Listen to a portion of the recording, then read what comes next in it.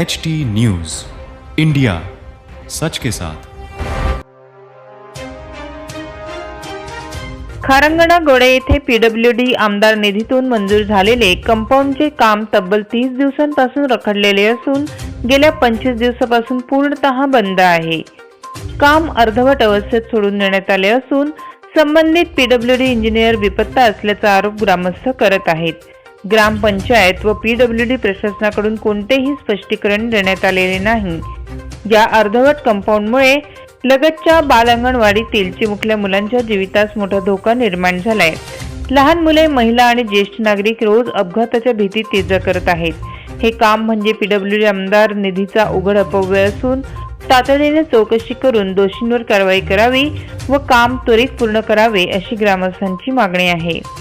वेळीच दखल न घेतल्यास तीव्र आंदोलन छेडण्याचा इशारा ग्रामस्थांनी दिलाय।